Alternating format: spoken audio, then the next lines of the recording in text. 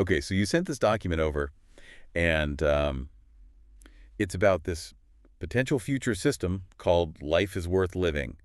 And, well, the more we've been looking at it, the weirder it gets. It's really something else. Yeah, like someone took all the current trends in tech and sort of like spun them into this. It's bizarre. Yeah, the bizarre, almost dystopian vision of where things could be headed. Yeah. It's interesting. It reads like speculative fiction, but it's grounded in very real-world technologies. That's the thing that's so unsettling about it. It's not some, like, far-off fantasy. Like, this feels like it's lurking just around the corner. For sure. So imagine this is for, like, our listeners at home. Imagine a world where every single thing you do is tracked, analyzed, and assigned a value, like walking, talking, Breathing, yeah, in some kind of global cryptocurrency. And we're not just talking about tracking your steps or your heart rate like a Fitbit or something like that. This goes way deeper. Deeper. This document describes a system where even the growth of trees and the activity of animals are being monitored and, get this, monetized. It's like they're saying everything in existence has a price tag, even nature itself. But here's where it gets even weirder. This system isn't run by some benevolent AI or anything like that. Instead, we have the nano-actuaries. Honestly, that name alone sounds like it belongs in a sci-fi thriller. It does have a certain ring to it, doesn't it? But the concept kind of made sense, I guess, in the twisted logic of this document, obviously. Right, because we're talking about a system that claims to quantify the value of every single action, every breath, like every moment of your existence. Every single one. You need someone, or something, I guess, to crunch all that data. All that data. Yeah. Just to try to make sense of it. To make sense of it all. That's exactly where your nano-actuaries come in.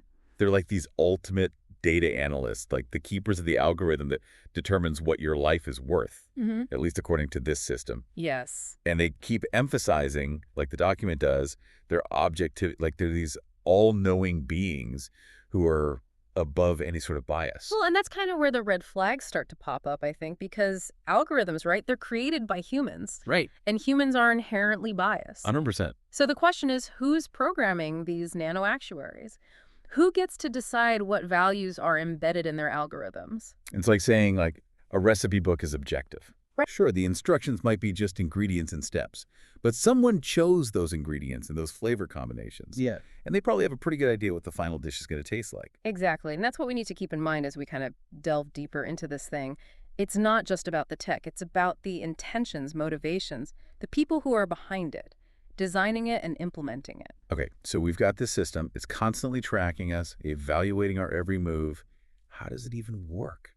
The document mentions things like sensors, 5G, AI, blockchain. It's like they threw every single buzzword in the tech dictionary at it. And this is where the document moves from pure speculation into something a bit more, I guess, reality-based.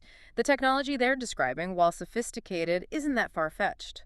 Right. We're already surrounded by sensors, from the ones in our smartphones to the traffic cameras on our streets. And 5G, it's being rolled out globally as we speak. Okay. As for AI, it's not science fiction anymore. Exactly. AI, I mean, we interact with AI on a daily basis, often without even realizing it.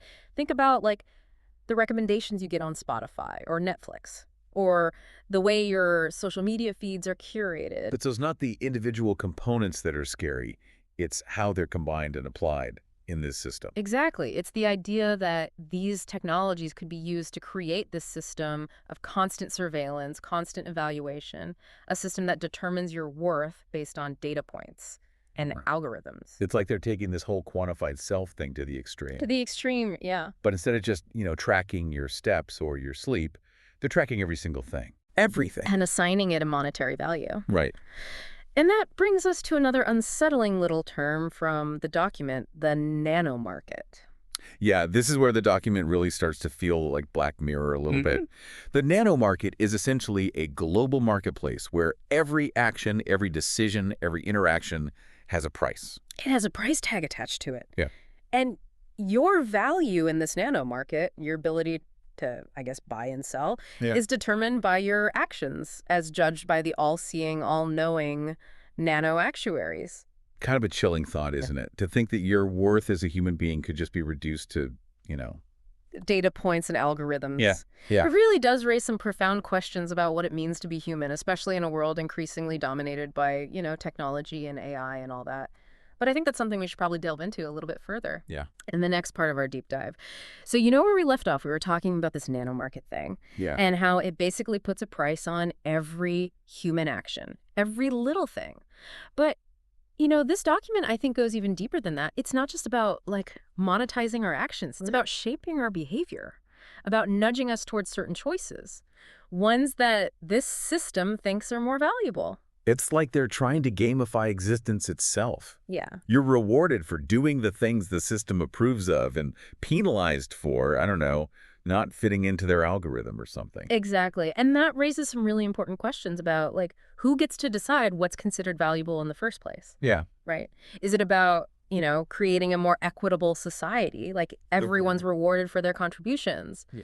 Or is it just about, you know, power and control? Right, because, like, who's controlling those levels? Yeah, exactly. It reminds me of those, like, rewards programs you see everywhere. Totally. Buy 10 coffees, get one free.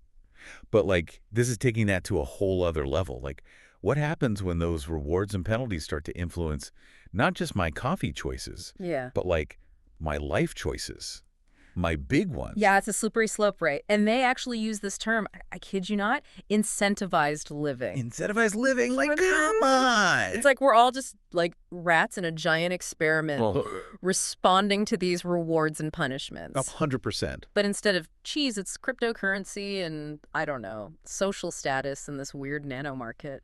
And that brings us to another thing, right? Like, this whole system, it hinges on this constant surveillance Oh, yeah. data collection. It's got to be. And we're not just talking about, like, tracking what you buy online. This is every move, every interaction, potentially even your emotional responses. Because how else can they accurately calculate, I guess, your worth in this system, right? They need to know everything. Every single thing. All the time. It's starting to feel a lot less like life is worth living and more like life under a microscope at this point. Yeah, and that level of surveillance, it just has such huge implications, right? For privacy, autonomy, even just our sense of self. Just imagine, like, living in a world where you're always aware that everything you do is being watched and analyzed and judged. Would you even feel comfortable expressing yourself? It's like living in that panopticon thing. That prison where you never know if someone's watching you, so you just start policing your own behavior. Exactly, yeah. And that kind of self-censorship, I think, is one of the scariest parts of this whole thing. Yeah. It's like they're saying, sure, you're free to do whatever you want, but just so you know, we're always watching and we're keeping score.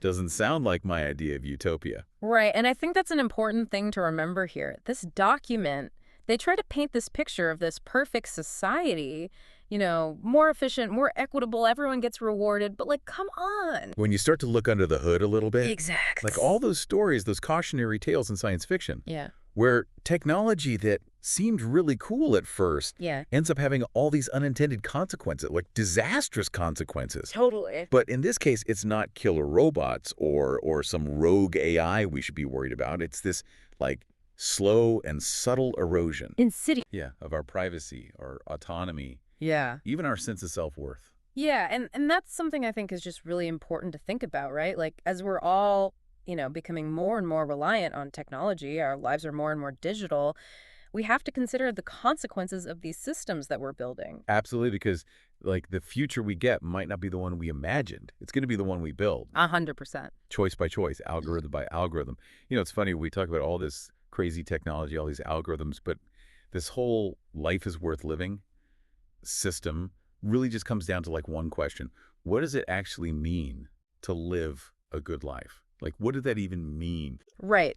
That's the million-dollar question. I mean, philosophers have been trying to figure that out for centuries. It's so wild, though, that this document we've been looking at tries to give, like, a purely quantitative answer to that. It's like they're saying you can just take the whole human experience, right? All its complexity, all the nuance, and just reduce it down to, like, numbers, data points, algorithms. Yeah. Walk this many steps, eat this many vegetables, have this many interactions. Boom, you've peaked. That's it. You've achieved human existence. Right. And the really dangerous thing about that is that it completely ignores all the things that actually make us human.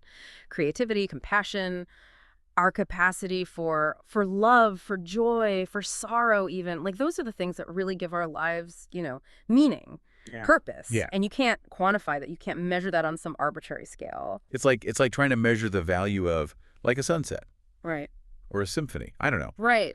Like, yeah, you can talk about the wavelengths of light or whatever, Yeah. but that doesn't even come close to, like, the actual feeling you get when you see it. Exactly. The awe, the wonder, like all It's that. just a number at the end of the day. Totally. And when you reduce everything down to just a number, you risk losing track of the things that actually matter. The things that actually make life worth living. Yeah. Which is kind of ironic, Right. given the name of this document we're talking about. It's very meta. Yeah, it's called Life is Worth Living. But the future it's describing, this like hyper-quantified existence, honestly, it sounds kind of soul-crushing. For sure. It really does. And I think it's a good reminder that, like, as we're going further down this technology rabbit hole, we need to be really careful. Yeah. We need to be mindful of the values we're baking into these systems because they're going to shape the future. Right. Because technology, ideally, it should empower us. It should help us live better lives, richer lives. Yeah. Not like trap us or tell us what we're worth. 100%. And that's why I think this document, weird as it is, I think it serves a purpose. It makes us think about the road we're on, right? And ask ourselves, like, some really big questions about where we're going. What kind of future do we actually want? It's a good reminder that we're not just along for the ride with all this, right? We're not just passengers. We actually get to, help steer a little. We participate in this. 100%. We're shaping the future. Yeah. The choices we make today are going to reverberate for, like, generations to come. Totally. Wow. Okay, well, on that note, Right? we're going to leave you with this. As you go about your day, interacting with technology, all of it, just take a second. Think about what's happening behind the scenes. Yeah. The values, the choices, the future that's being shaped right in front of you. Yeah. Because it's not just about the algorithms, it's about us.